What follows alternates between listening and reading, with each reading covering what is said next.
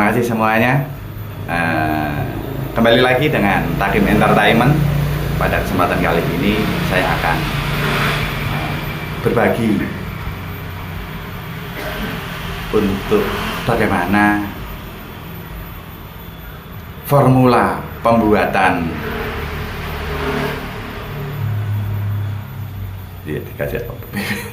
pembuatan media semai, lebih kurang seperti itu. Jadi ada aplikasi-aplikasi yang kita taruh di sana.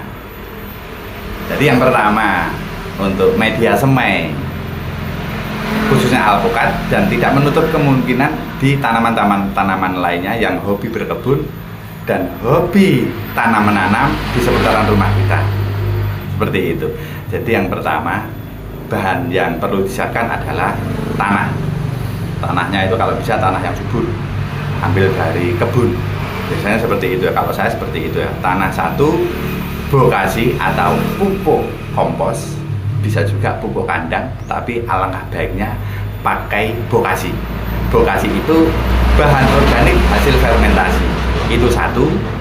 Terus memakai yang tidak kalah pentingnya lagi, memakai biochar.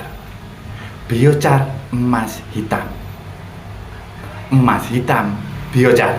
Jadi lebih kurang seperti itu. Jadi media semai yang terbaik adalah satu tanah, perbandingannya satu tanah, satu bokasi, satu biochar. Itu kita aduk menjadi satu. Jadi langkah-langkahnya seperti itu. Baru nanti kita taruh di polybag bisa, di planter bag bisa, atau untuk khususnya persemen alpukat, itu nanti pertumbuhannya lebih bagus. Dan insya Allah hasilnya nanti sesuai dengan harapan. Tidak mudah layu, tidak mudah ada busuk akar, busuk batang, lebih kurang seperti itu. Karena konsep kita susun dari awalnya dulu, dari hulunya. Permulaannya bagaimana itu kita susun mulai dari situ ya. Saudara-saudaraku semuanya, dulur tani semua, dulur tanam menanamku semua. Jadi satu. Jadi mengapa perpaduan tanah, bokasi dan biochar dengan perbandingannya sehingga nanti tujuannya untuk menjadi kunci sukses persemaian bibit, terutama alpukat. Tetapi tidak menutup kemungkinan untuk tanaman lain-lainnya juga. Bukan seperti itu ya. Dan kombinasi ini menciptakan lingkungan yang sempurna, menciptakan lingkungan yang sempurna untuk pertumbuhan bibit. Tadi sangat sempurna sekali untuk menyediakan nutrisi, memperbaiki aerasi, dan yang tidak kalah penting mempertahankan kelembapannya. Jadi seperti itu.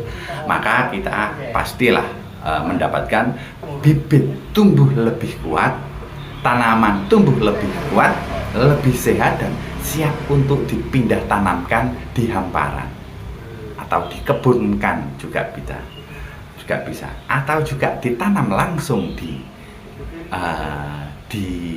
tepi-tepi rumah untuk hiasan ataupun untuk berbisnis juga. Lebih kurangnya seperti itu ya, saudaraku semua. Yuk, monggo kita samakan persepsi dan tingkatkan keberhasilan dalam usaha pertanian, walaupun itu di persemaian atau kita menanamnya di polybag atau di planter bag. Monggo kita samakan persepsinya supaya menjadi satu kata dan tujuan kita. Apa tujuannya kita? Komersial di dalam usaha kita. Betul apa? Betul, Ki Suryo, komersial kan yang kita dapat. Mbak Irma, komersial kan yang kita dapat.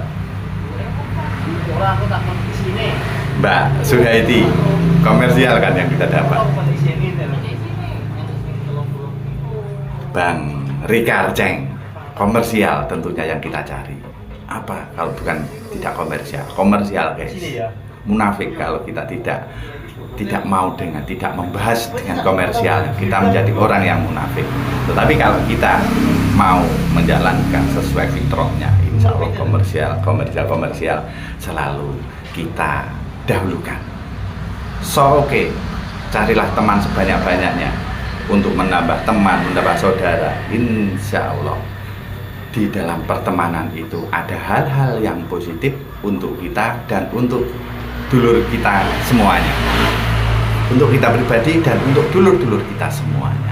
Jadi ini ada satu sisik melik, istilahnya sisik melik Ki Suryo ya. Jadi kalau Ki Suryo sudah paham benar namanya sisik melik, itu pasti paham benar. Sisik melik atau kunci keberhasilan di dalam usaha persemaian itu kuncinya dari biochar dulu. Jadi biochar itu sebagai biochar emas hitam arang aktif, itu sebagai tameng, sebagai benteng, dan juga bisa kita namakan sebagai perisai di dalam pertumbuhan tanaman kita, khususnya di persemaian. Kalau kemarin saya membahas hal-hal seperti ini, itu langsung di hamparan. Betul dulurku semua, langsung di hamparan. Tetapi ada kesempatan kali ini kita materi, ini yang saya bahas materi ya, jadi membuat tema. Yang kita bahas tema nanti insya Allah di live saya berikutnya langsung di hamparan, lebih kurang seperti itu ya. Jadi sisik meleknya itu berasal dari biochar. Ini saya sambil nunggu teman-teman juga, teman saya ada renovasi di sini, renovasi pagar. Jadi yang pertama sisik meleknya itu namanya biochar untuk media semai alpukat, untuk meningkatkan kesehatan dengan kesuburan bibit secara signifikan. Betul sekali. Jadi untuk ini, untuk dunia persemaian, terutama alpukat ya, terutama alpukat. Untuk tanaman kayu-kayuan, pemilihan media tanam adalah langkah kritis yang bisa menentukan keberhasilan dalam usaha kita. Itu sangat betul sekali. Jadi yang sangat bisa menentukan keberhasilan kita ya. Jadi salah satu bahan yang semakin populer dan bahan yang semakin populer itu dan terbukti secara ilmiah. Jadi kita bercerita membuat narasi seperti ini memang betul adanya, ilmiah sekali, sangat ilmiah. Jadi kita memanfaatkan yang namanya biochar. Jadi di dalam deskripsi saya yang ada, tolong ya dilihat di deskripsi ya. Di dalam deskripsi saya itu kita akan mengupas tuntas peran biochar sebagai bahan campuran utama media persemaian. Seperti itu.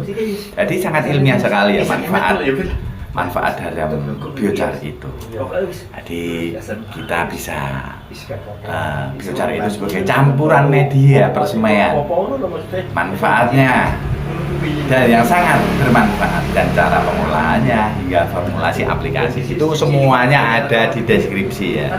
Jadi kalau boleh kita menjabarkan penjabarannya, apakah itu biochar? Kok diomong-omongin apa biochar, apa emas hitam, apa arang aktif, apa sekampati. Jadi seperti ini. Secara keseluruhan di dalam arti kita bisa mengartikan bahwa apa itu biochar? Biochar adalah arang hayati, arang aktif, limbah pertanian dari sekam padi, bisa sekam kehutanan, dari limbah-limbah perkebunan yang kita kumpulkan dan kita buat dengan cara proses pirolisis. Jadi yang namanya pirolisis itu adalah pembakaran bahan organik yang seperti tadi, limbah-limbah dari pertanian, termasuk sekam padi, jagung, limbah kehutanan, itu termasuk kayunya, dengan suhu tinggi. Jadi suhunya itu bisa kita memastikan memakai alat alat untuk suhu, alat untuk suhu, pendeteksi suhu, bukan suhu badan yang jelas ya. Itu 300 sampai 700 derajat. Jadi proses pirolisis seperti itu, 300 derajat sampai 700 derajat dengan kondisi minim oksigen. Dalam arti begini, dalam arti minim oksigen itu kita menggunakan peralatan atau tungku besar atau drum, itu bisa kita bisa menghambat untuk suhu, untuk oksigennya bisa masuk dengan bebas. Jadi seperti itu ya. Jadi kondisi minim oksigen. Berbeda dengan arang biasa yang digunakan untuk bahan bakar. Arang-arang biasa itu, tetapi pada dasarnya secara harfiah itu sama, prosesnya juga sama, pembuatannya memang seperti itu, cuma skala gede, skala pabrikasi, skala industri besar, lain lagi, bentuknya juga lain lagi. Kalau kita ingin mencoba-coba dalam memakai peralatan apa namanya, tungkunya itu dari drum plat besi tentunya ya, itu lain lagi. Jadi yang namanya biochar itu dirancang khusus untuk ditambahkan ke dalam tanah. Jadi tujuannya itu kan lain lagi. Kalau arang biasa itu biasanya diproses lagi dijadikan briket. Kebetulan di sini juga ada, saya juga ada contohnya ini seperti ini ya, contoh biochar dan contoh briket seperti itu ya. Seperti itu, nggak apa-apa. Nah ini namanya biochar. Ini berbahan dari sekam padi. Sekam padi, ya. Terus kalau yang ini namanya briket. Namanya briket. Ini biasanya diekspor guys ya, diekspor ini. Mas No, terima kasih hadirnya Mas Nolicu. Salam ceria dan kebahagiaan dengan kalian. Kalau ini namanya briket ya. Briket berbahan dari arang aktif. Jadi kalau biochar, bahasa biochar itu ranahnya dibawa ke pertanian atau untuk penambahan media semai yang saya bahas tadi di awal ya. Ini kan penjabaran dari makna dari biochar. Seperti ini ya, dulurku semua. Jadi seperti ini. Yang ini namanya briket berbentuk heksagonal. Jadi bentuknya segi 5. Briket heksagonal ya.